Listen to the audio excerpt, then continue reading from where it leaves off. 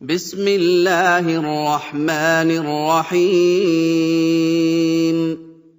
اقرأ باسم ربک الذی خلق خلق الانسان من علق اقرأ وربک الاکرم الذی علم بالقلم علم الانسان ما لم يعلم كلا ان الانسان ليطغى ان رآه استغنى ان الى ربك الرجعى أرأيت الذي ينهى عبدا اذا صلى أرأيت شروع اللہ کے نام سے جو بڑا مہربان نہایت رحم والا ہے۔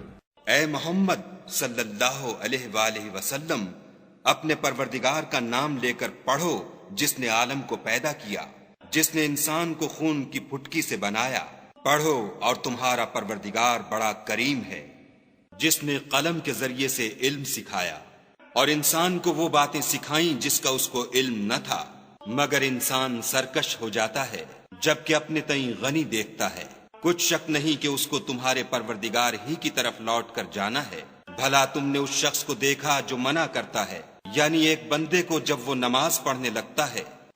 أرأيت إن كان على الهدى أو أمر بالتقوى أرأيت إن كذب وتولى ألم يعلم بأن الله يرى كلا لئن لم ينته لنسفعا بالناصية ناصية كاذبة خاطئة فليدع ناديه سندع الزبانية كلا لا تطعه واسجد واقترب۔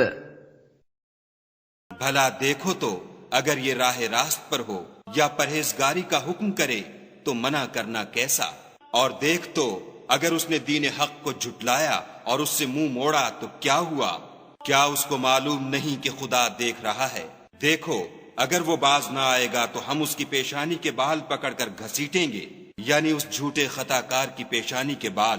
تو وہ اپنے یاروں کی مجلس کو بلا لے، ہم بھی اپنے موکلان دوزخ کو بلائیں گے۔